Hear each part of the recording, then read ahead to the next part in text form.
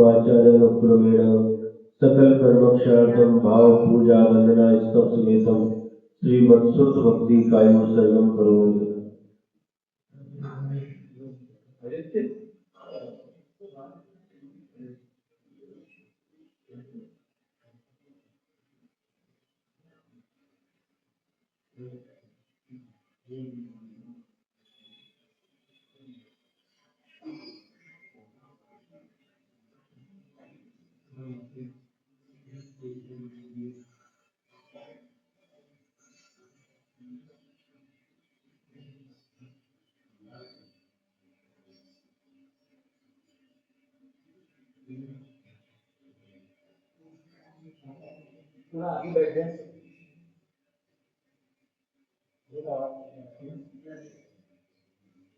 ओंकारं बिंदु संयुक्तं नित्यं ध्यायन्ति योगिनः कामदं मोक्षदं चैवोंकाराय नमो नमः। अविरल शब्दधरो प्रक्षालक सकल भूतल कलंकाः निर्विपाशत्येत्या सरस्वती हरितनोदरतम् अज्ञानतिमिरान्धानां ज्ञानाञ्जनशलाकया चक्षुरुन्मीलितं येन तस्मै श्रीगुरवे नमः। परम गुरुभ्यो नमः। परम प्राचार्य गुरुभ्यो नमः। सकल कलशविध्वंसकं श्रेयसां परवर्धकं धर्म संबंधकं भवजीवमनः प्रतिबोधकारकम् इदं शास्त्रं श्री योगशारणां ध्येयम् अस्य मूलग्रन्थकर्तारः श्री सर्वज्ञदेवाः तदुत्तरग्रन्थकर्तारः श्री गणधरदेवाः प्रतिगणधरदेवाः तेषां वचोनुसार श्रीमदाचार्य प्रवर श्री योगीन्द्रदेवैः विरचितं मंगलम भगवान वीरो मंगलम गौतमो गणी मंगलम कुंद कुंदार्यो जैन धर्मोस्तु मंगलम सर्वमंगलमांगल्यं सर्वकल्याणकारकं प्रधानं सर्वधर्माणां जैनं जयतु शासनं जैनं जयतु शासनं। कोटिशतं द्वादशैव कोट्यो लक्षानीतित्रदिकानि चैव पञ्चाशदष्टोजसहस्रसङ्ख्या मेतच्छ्रुतं पञ्चपदं नमामि। अरिहन्तभासिरध्वं गणहरतेजिं गन्ध्यं सम्मं प्रणमामि भक्तियुक्तो सुदनान्महोऽयं शिरसा इच्छामि वन्दे सुदभक्ति कावुषुको कौतुसालिचुम् अंगोंग पैनर पावडर पर्यम्य सुपरमाणि योग पुगगय तुरिया चेव सुतथै धम्म कायं षड्च कालम जीमी पूजेमी वंदामि नमस्कामि तुकभो कमभो मोहिलाओ सुविगमनम समाहि मरणम जिन गुण संपत्ति हो मचन। पौराणिक स्वाध्याय वेलायां पूर्वाचार्य अनुक्रमेण सकल कर्मक्षार्थं भाव पूजा वंदना स्तव समेतं श्रीमदाचार्य भक्ति कायोत्सर्गं करोमि।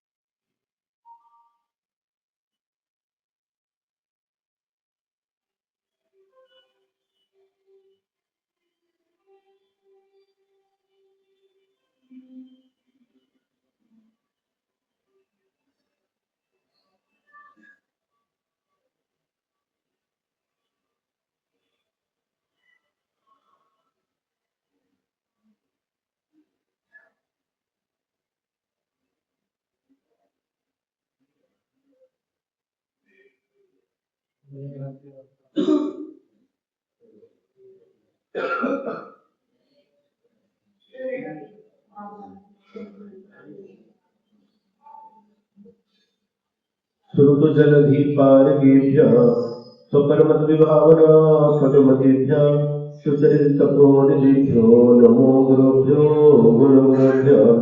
छत्तीस गुण समज्ञे पंचव्याचार करण संदर्शे शिष्टानुग्रह कुसुमे धम्मायिरेशया वन्दे गुरुमति संयमेण्य तरन्त संसार सागरं घोरं चिन्वन्ति अर्थकं मम जन्मन् पावयन्ति हे नित्यं व्रतमन्त्रहोमनिरता ध्यानाग्निहोत्राकुलाः षट्कर्मादिरतास्तपोधनधनाः साधुक्रियाः साधवः शीलप्रावरण गुणकर्णाश्चन्द्रार्कतेजोदिकाः मोक्षद्वार कपाटपाटलभटाः प्रीणन्तु मां साधवः गुरुमहापद्गुरु नित्यं ज्ञानदर्शननायकाः चारित्राणुगम्भीरा मोक्षमार्गोपदेशकाः इच्छामिवन्ते आयुर्वत्ति कामशुभोदुस्सानित्यं सम्मनान सम्मदंसन संसर्जुत्ताणं पंचमी आचारणं आयर्याणं आयारादिसुरनाणोपदेश्याणं वज्झायाणं त्रियगुणपरणां सब्बसाहुणं च नित्यकालमञ्चीमि पूजेमि वन्दामि नमंसामि दुःखको कम्मको मोहिलाओ सुगैगमनं समाहि मरणं निर्गुण संपत्ति हो मज्जन जे जाया झाड़ गिए कम्म कलंक डहेवी नित्य निरंजन नाममय ते परमपनवेवी ते परमपनवेवी निम्मल ध्यान परेथया कम्म कलंक डहेवी अप्पालद्धौ जेन परु ते परमपनवेवी ते परमपनवेवी।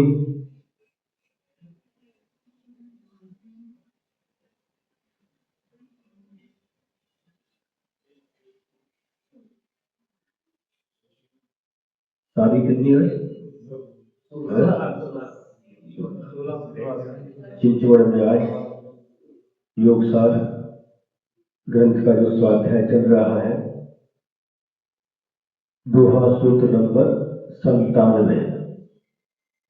बज्जिय सयल देवपै परम समाहि लहंती जम बिंदिहि सानंद कवि सो शिव सुख भरंती। ये दोहा सूत्र नंबर 97। वर्जितम सकल विकल्पेन परम समाधिं लभन्ते यद बिंदन्ति सानंदम किम अपि तत् शिव सौख्यम भणन्ति। सकल विकल्पेन वर्जितम यानी समस्त विकल्पों से रहित होकर परम समाधि लभन्ते परम समाधि को प्राप्त करते हैं। यद बिंदन्ति सानंदम वे आनंद का अनुभव करते हैं। शिव सौख्यम भणन्ति और वह मोक्ष सुख कहा जाता है।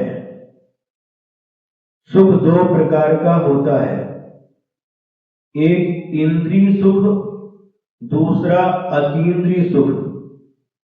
हम लोग पांचों इंद्रियों के माध्यम से जिस सुख का अनुभव करते हैं वह इंद्रिय सुख कहलाता है। स्पर्शन इंद्रिय के माध्यम से जो मृदु स्पर्श होता है उससे अच्छा लगता है, वह स्पर्शन इंद्रिय संबंधी सुख हुआ। रसना इंद्रिय के माध्यम से जो कोई भी हमारी फेवरेट इष्ट वस्तु होती है और उसका हम स्वाद लेते हैं, उससे जो सुख मिलता है वह रसना इंद्रिय संबंधी सुख कहलाता है। घ्राण इंद्रिय के माध्यम से जो सुगंध गुलाब का फूल लेकर के सूंघते हैं और सुख का अनुभव करते हैं वह घ्राण इंद्रिय संबंधी सुख कहलाता है। इसके बाद में चक्षु इंद्रिय, आंखों से हम देख करके जो हमारे लिए अच्छा लगता है दृश्य, और उस दृश्य को देख करके जो सुख का अनुभव करते हैं वह नेत्र इंद्रिय संबंधी सुख कहलाता है। और पांचवी इंद्रिय है कर्ण इंद्रिय।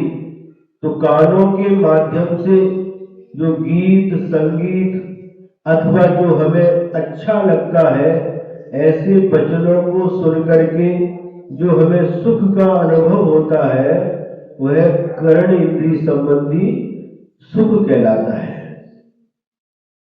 समझ में आ रहा है? ख माने इंद्री होता है, ख माने इंद्री और सु माने अच्छा लगने वाला।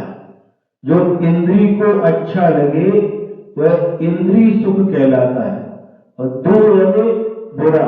ख माने इंद्री, जो इंद्री को अच्छा नहीं लगता वह दुख कहलाता है।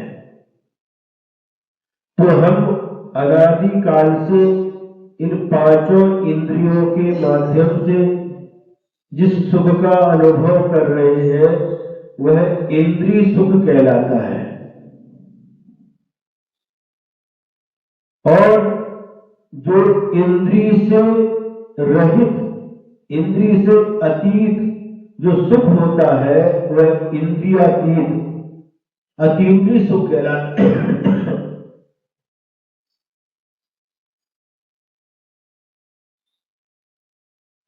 मुनि महाराज होते हैं और जिस समय ध्यान लगाते हैं, अपने आप में लीन हो जाते हैं, उस समय उन्हें जिस सुख की अनुभूति होती है वह अतीन्द्रिय सुख कहलाता है। मुनि महाराज को भी सुख मिलता है क्या? है? न उनके पास रहने के लिए अच्छा बंगला है, न मनोरंजन के लिए टीवी है, न मोबाइल है, न लैपटॉप है, गर्मी में कूलर भी नहीं, एसी भी नहीं, पंखा भी नहीं, गर्मी में हीटर भी नहीं, गर्म कपड़े भी नहीं,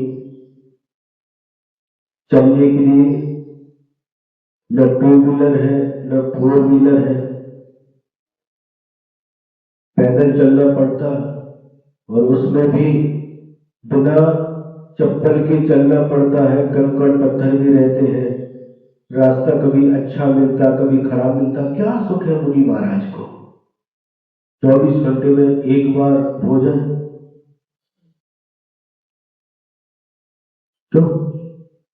और अब आप लोग जब भूख लगे तब जैसा चाहिए वैसा, गरम चाहिए गरम, ठंडा चाहिए ठंडा, नमकीन चाहिए नमकीन, मीठा चाहिए मीठा, जैसा चाहिए। तो हमारे पास सुख ज्यादा है, भारत के पास क्या सुख है? ऐसा लगता है कई लोगों को। लेकिन आत्मानुशासन शास्त्र में मुनि की पर्यायवाची नाम बताए हैं। मुनि कहो, यति कहो, अलगार कहो, साधु कहो, है ना? उनका एक नाम बताया सुखी। क्या नाम बताया? सुखी।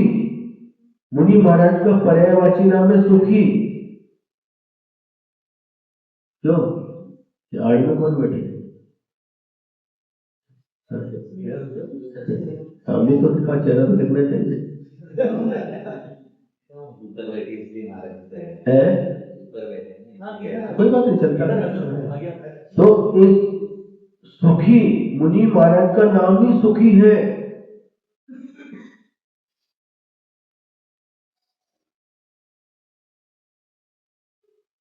सिर्फ नाम सुखी नहीं है, तो बहुत सुखी है।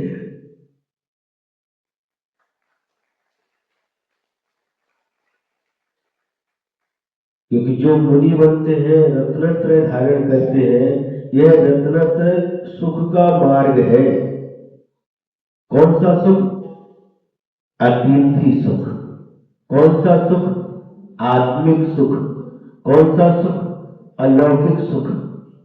उस सुख के बारे में बताया नहीं जा सकता। इधर भी देखते रहना, थोड़ा ये बल तो नहीं पड़ता सामने लगाने। हाँ, ये देखते रहना। इधर चालू रहे और उधर बंद पड़ जाए तो बाकी लोगों को लाभ नहीं मिल पाएगा। ऐसा सुख मुनि महाराज के पास होता है, जो आत्मिक सुख है उसका वर्णन इस जिह्वा के माध्यम से नहीं किया जा सकता। आपका जो इंद्रिय सुख होता है वह पराधीन होता है। पराधीन का मतलब है, दूसरे पर डिपेंड रहता है। जैसे गर्मी लग रही है, कूलर चालू कर दिया, अब आपका सुख किसके ऊपर डिपेंड हो गया? कूलर के ऊपर।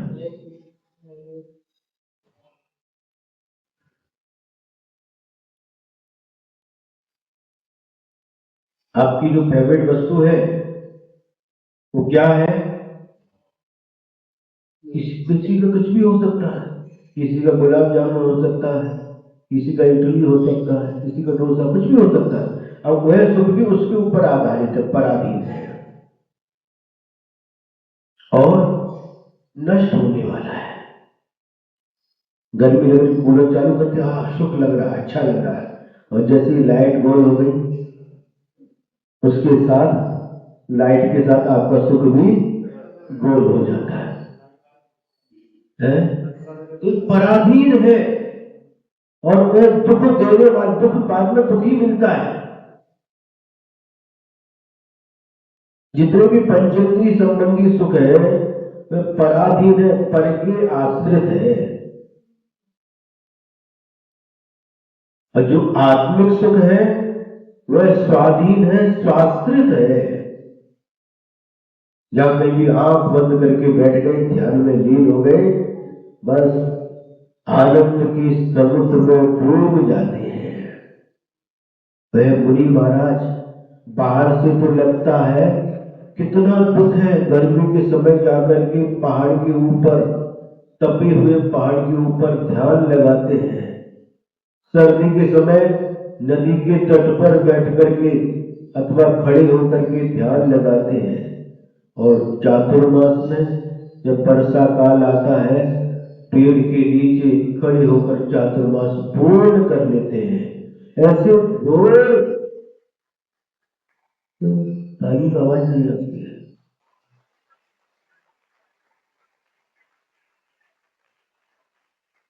हमारी ये नहीं, ये तालियां उन घोर तपस्वी मुनि महाराज जो इतनी घोर तपस्या करते हैं, साधना करते हैं, बाहर से लगता है इनको कितना दुख है, लेकिन अंदर से जो आत्मिक सुख मिलता है उसमें वह इतने मगन हो जाते हैं कि बाहर का दुख उन्हें कुछ भी पता नहीं चलता। क्योंकि जिसकी जिसमें रुचि होती है, उस वस्तु को प्राप्त करने में जो परिश्रम होता है, कष्ट का अनुभव होता है, दुख का अनुभव होता है, उसे दुख नहीं समझता। जैसे महाराज उदाहरण दे दिए, क्योंकि हम लोग उदाहरण के माध्यम से जल्दी समझ जाते हैं। मान लीजिए कोई व्यापारी है, क्या है? व्यापारी है और उसका व्यापार है, दुकान है, काय की दुकान है? आप ही बताओ, कपड़े की, मान लो कपड़े की दुकान है और सीजन चल रहा है। सुने, सीजन चल रहा है, सारगा, सारगा बोलते हैं, सारग क्या बोलते हैं, जब सीजन चलता है ना, विवाह शादी का सीजन आता है, बहुत लोग गिराक रहते हैं उस समय, है क्या बोलते हैं, सीजन समझना। अब शादी का सीजन है और घर से फोन आता है, कौन का? गृह मंत्री का। भोजन का समय हो चुका है। तो ठीक है,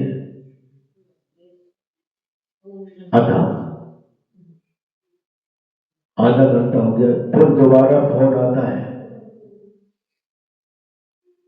अरे ग्राहक बहुत है, अभी टाइम नहीं है। तो ठीक है, हम लोग दुकान पर भिजवा देते हैं, डब्बा बना करके दुकान पर भेज देते हैं, टिफिन रख लेते हैं। और जब ग्राहक जिनको माल दे रहे थे तब खत्म हो गए, उस समय क्या करते हैं, वो डिब्बा खोलते हैं खाने के लिए, हाथ धो करके खाने के लिए डिब्बा खोलते हैं और हाथ में क्या, रोटी पराठा पूरी जो भी है उसका गिलास लेते हैं और उसी समय कोई दूसरा ग्राहक आ जाता है, डिब्बा वापस बंद करते हैं और उसको देना प्रारंभ करते हैं, माल हो जाता है, दूसरा आ जाता है। ऐसे करते करते फिर 4 बजे के आसपास फिर थोड़ा समय मिलता, डिब्बा खोल करके बैठते हैं, एक दो गिलास मुंह में भी जाते, फिर कोई ग्राहक आ जाता है, वापिस डब्बा बंद करते ग्राहक, और शाम का समय होता है, फिर फोन आ जाता है, वासा क्या बोलते आप, लाड़ू लाड़ूची वेळ झालेली आहे,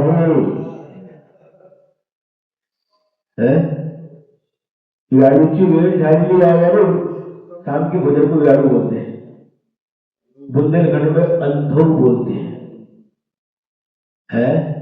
और महाराष्ट्र इधर सांगली कोल्हापुर साइड में भाषा बोलते हैं, गुजरात में चौबिहार बोलते हैं, अलग अलग भाषा अलग अलग देश में।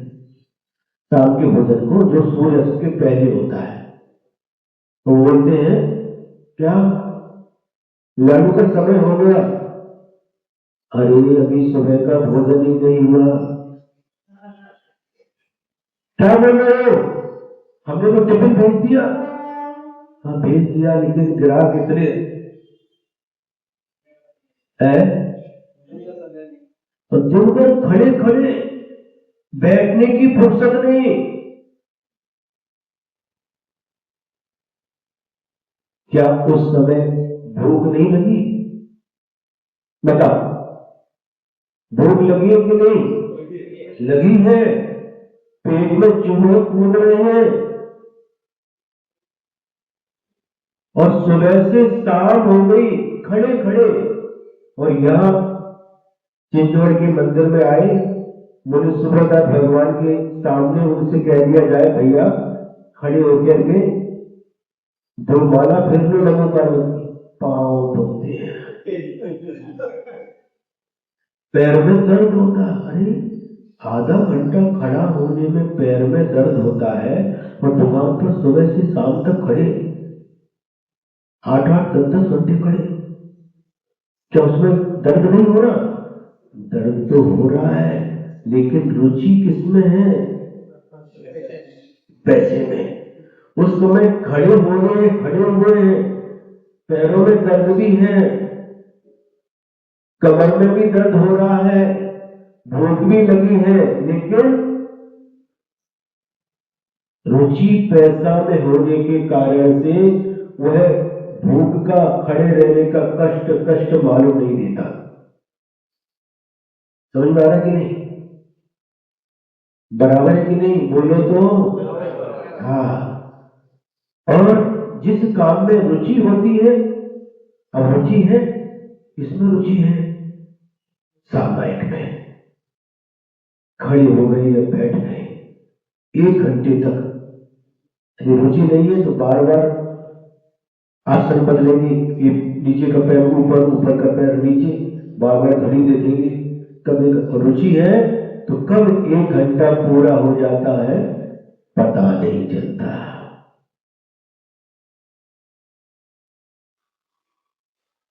क्यों खड़े बोले बराबर है, क्या बराबर है, जिसमें रुचि होती उसमें कष्ट लगता नहीं। किसान खेती करता है, घुटने के नीचे तो पैर में, हमने देखा कर्नाटक में महिलाएं भी जो चावल की खेती करते हैं, पहले चावल बोते हैं, फिर वो रूप निकाल के लगाते हैं उसको, कीचड़ इतना पैर कीचड़ में चला जाता है, वो काम करते हैं।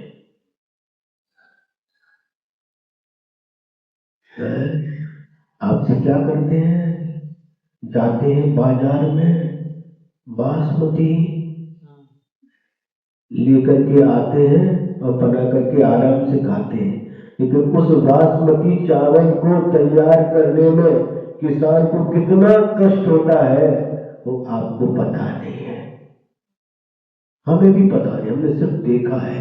अनुभव तो उस कष्ट का वही करता है, लेकिन फिर भी कष्ट मालूम नहीं पड़ता। हमें कष्ट लगता है, लेकिन वो कितना कष्ट है, लेकिन उसको कष्ट नहीं लगता। यहाँ पर चिंचवड़ में रेलवे स्टेशन है, कुली रहते हैं, कुली है, सुबह से शाम तक वजन को उठाना रखना थोड़ा कितना दुख है, फिर उनको दुख नहीं लगता। क्यों?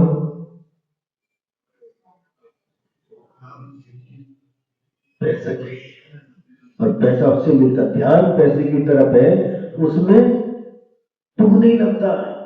आपका बच्चा है, बच्चा हुआ, आपको शादी हो गई, बच्चा हुआ, वो क्या करता है, दिन में सोता है और रात में जागता, आपको सोने नहीं देता। तो ये बच्चे ऐसे रहते हैं, क्या होता उस समय, दुख लगता है या सुख लगता है उस समय है? बोलो, सुख लगता है, क्यों, उसमें रुचि है, हमारा बेटा है। ऐसे बहुत सारे उदाहरण हैं जिसमें आपकी रुचि होती है, उस काम में जो कष्ट होता है वह कष्ट महसूस नहीं होता। उसी प्रकार से मुनि महाराज की रुचि आत्म ध्यान में है, अपने आत्मा के ध्यान में है, इसलिए बड़ी बड़ी गर्मी, सर्दी, बारिश, मच्छर आदि के जो कष्ट होते हैं वह कष्ट महसूस नहीं होता, क्योंकि रुचि आत्म सुख में है। आत्म ध्यान में जो आनंद आ रहा है उसके सामने कष्ट कष्ट मालूम नहीं पड़ता।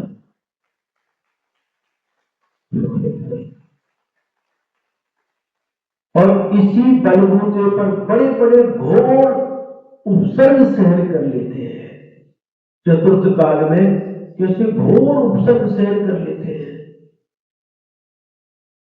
सुकौशल मुनि महाराज को पूर्व की मां थी, सिंहनी बनी थी, उनको खा लिया, फिर भी विचित्र नहीं हुए। सिंहनी पंजे से फाड़ दिया, मांस खा रही है, फिर भी उनको कष्ट महसूस नहीं हुआ।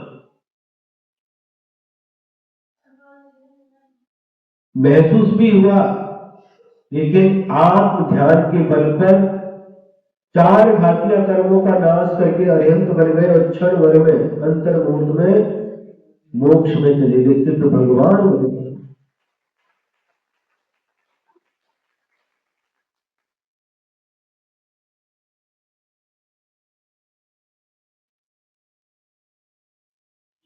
कितने सारे उदाहरण हैं शास्त्रों में।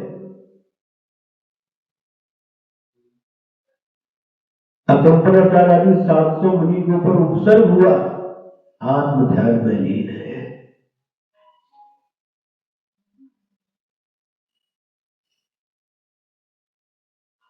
तो उनको जो आनंद आता है, जो सुख मिलता है, वह इंद्रिय सुख नहीं है, अतीन्द्रिय सुख है। अंतर समझ में आ गया?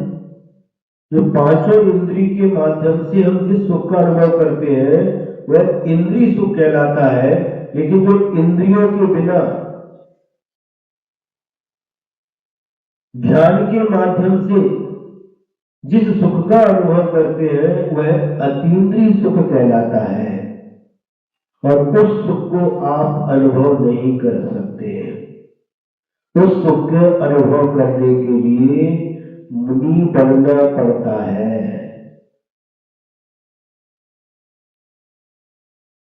रत्न धारण करना पड़ता है।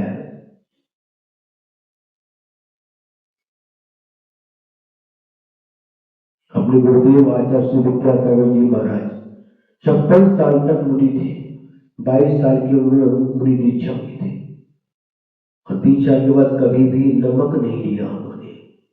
कभी भी मीठा नहीं लिया। जब आहार करते थे देखो कितनी प्रसन्नता के साथ वो नीरस आहार ग्रहण करते हैं।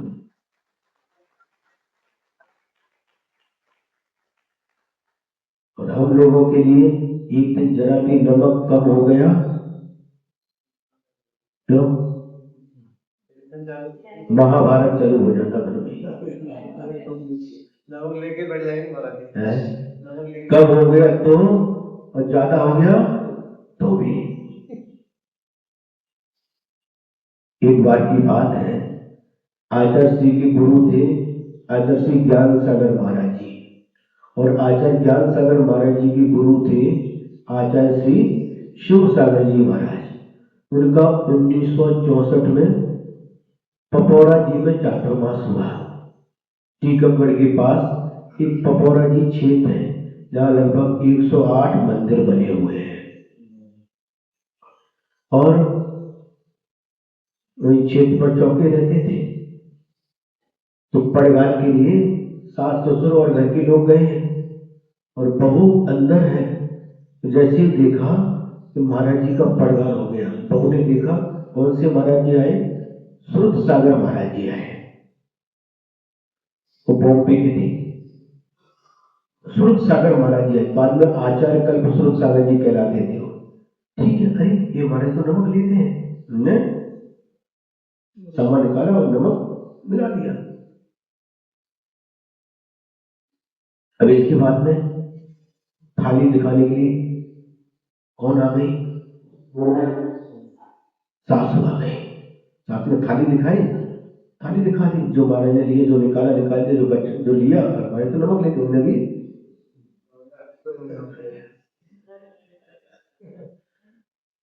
और देते समय कौन, थाली किसी दूसरे के हाथ में चली गई, ससुर जी के हाथ में। महाराज जी तो नमक लेते हैं, तीसरी बार उन्होंने भी नमक डाल दिया। कितनी बार हो गया, 3 बार। महाराज जी ने लिया, एक बार लिया, अब बोल तो सकते नहीं, क्या हो गया। दाल लिया, जो सब्जी जो भी बनाया होगा लिया, 3-4 गिलास लिए, जब 3 बार इतना नमक हो तो कैसे जाएगा था। फिर उसके बाद में और जो भी था ले करके, आहार ले करके आ गए। पूछो महाराज जी आज अपने गिलास तो बहुत कम लिए। महाराज जी मुस्कुरा दिए, क्या हमारी स्वास्थ्य ठीक नहीं है? हाँ, स्वास्थ्य तो ठीक है। क्या आपको भूख नहीं थी आज? भूख भी थी, तो गिलास कम क्यों लिए?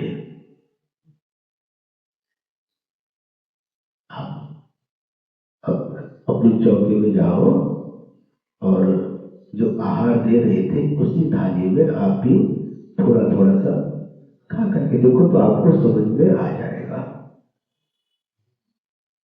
जब घर में वापस गए देखा, अरे इतना नमक सब में नमक, ये ऐसा कैसे हो गया? किसने नमक डाला? किसने डाला नमक? बहू बोली हमने डाला, सासू बोली हमने भी डाला, ससुर बोली हमने भी डाला।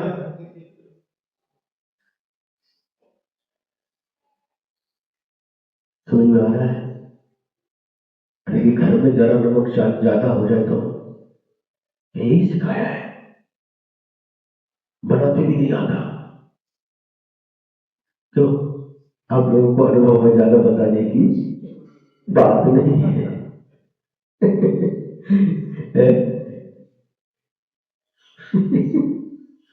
तो वो बात क्या चल रही है, जो समस्त विकल्पों से रहित होकर सारे के सारे अशुभ विकल्पों को तो पहले ही छोड़ दिया है, जो शुभ विकल्प बचे।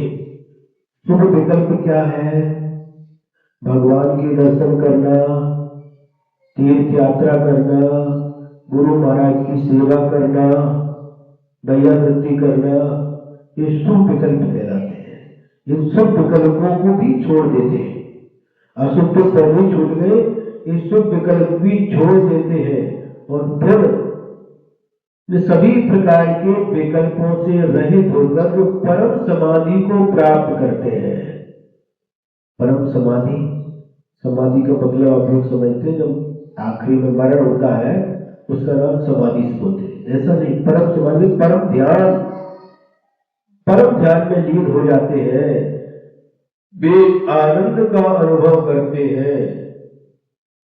कौन से आनंद का? अतीन्द्रिय आत्मिक आनंद का अनुभव करते हैं। अलौकिक आनंद होता है वह जिसको हम अपने मुख के माध्यम से बता नहीं सकते, वह मात्र अनुभव की ही वस्तु होती है, अनुभव की ही बात होती है।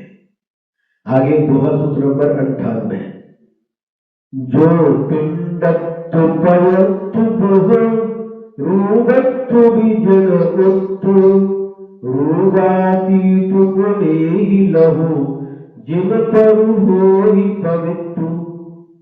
यह पिंडस्थम पदस्थम बुध रूपस्थम अपि जिनोक्तम रूपातीतम जानी ही लघु यथा यथा परः भवति पवित्र। यहाँ पर ध्यान के भेद बतलाए जा रहे हैं। जिनेन्द्र भगवान ने जो ध्यान बतलाए हैं वह एक पिंडस्थ ध्यान है, एक पदस्थ ध्यान है, एक रूपस्थ ध्यान है और एक रूपातीत ध्यान है। इसको तुम समझो जिससे तुम इस ध्यान के माध्यम से परम पवित्र हो सको।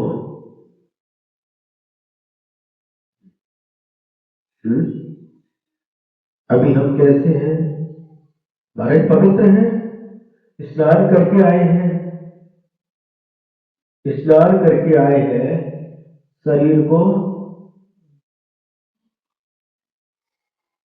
पवित्र कर करके आए हैं, लेकिन आत्मा कैसी है? मन कैसा है?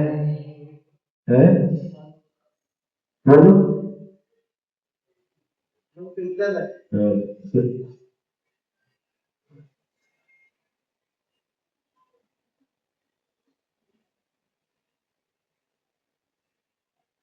स्टेशन पर बैठे ट्रेन आती जाती रहती, मन कैसा है? आप पवित्र हैं कि पवित्र है? आप पवित्र है, उसका स्नान क्यों नहीं कराते? मन को स्नान क्यों नहीं कराते?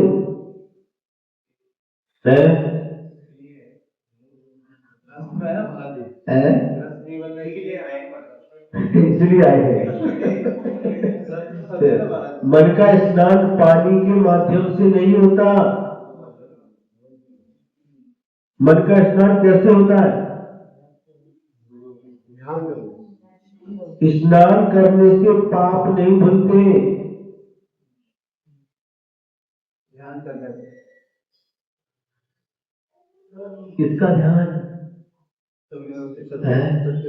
घर का ध्यान, धर्म पत्नी का ध्यान, पैसे का ध्यान, किसका ध्यान?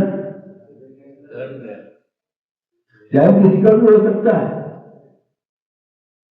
ध्यान से रहे कोई भी जीव नहीं है। 4 ध्यान है, आर्त ध्यान, रौद्र ध्यान, धर्म ध्यान और शुक्ल ध्यान। प्रत्येक जीव ध्यान से सहित है, कोई ध्यान तो रहता ही है। लेकिन आदि के जो 2 ध्यान है, आर्त ध्यान, रौद्र ध्यान, ये संसार के कारण है, दुख के कारण है। और परे मोक्ष हेतु और अंतिम जो ध्यान है, धर्म ध्यान और शुक्ल ध्यान, ये मोक्ष के कारण है। क्या चाहिए? एज यू लाइक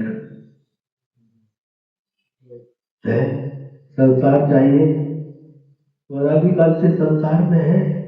आर्त रौद्र ध्यान करते आए, करो और करो, और यदि संसार के दुखों से छुटकारा पाना चाहते हो, मोक्ष सुख को, आत्मिक सुख को, अतीन्द्रिय सुख को प्राप्त करना चाहते हो तो धर्म ध्यान करो। सुख ध्यान तो आज इस पंचम काल में होता नहीं, और चतुर्थ काल में भी होता है तो सिर्फ मुनि महाराज को ही होता है। टाइम घड़ी नहीं रखी, टाइम पता नहीं चल रहा। 9:22। अच्छा अच्छा, हाँ।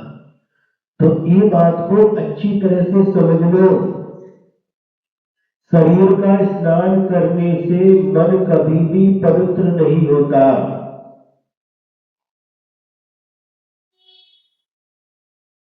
सुन रहे हैं? शरीर को कितना भी स्नान करा लो, लेकिन उससे कभी भी मन की पवित्रता नहीं आती।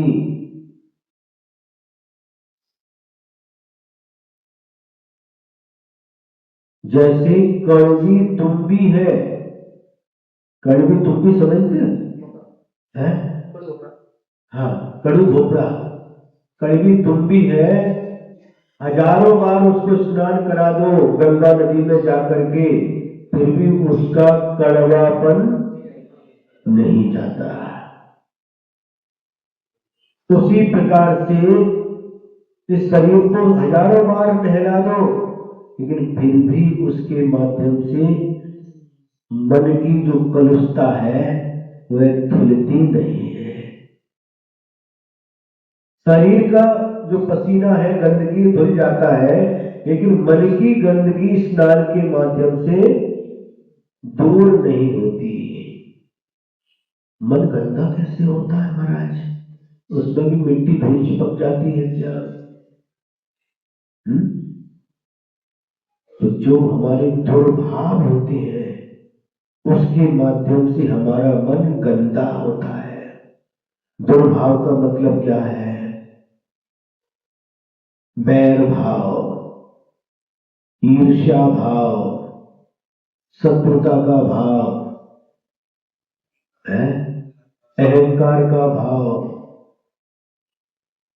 मात्सर्य भाव, ये सभी कैसे हैं? ये सब इन भावों के माध्यम से हमारा मन गंदा होता है, मैला हो जाता है। तो कितना भी स्नान कर लो, हाथ पैर की धोती दुपट्टा पहन लो, चमाचम एकदम सफेद, लेकिन क्या मन उसके माध्यम से साफ नहीं होता। मन को साफ करने के लिए जिनवाणी का आलम्बन लिया जाता है। शास्त्र स्वाध्याय के माध्यम से, भगवान की भक्ति के माध्यम से, रमोकार मंत्र के माध्यम से हमारा मन धुल जाता है। मन की गंदगी साफ हो जाती है, कलुषता मिट जाती है।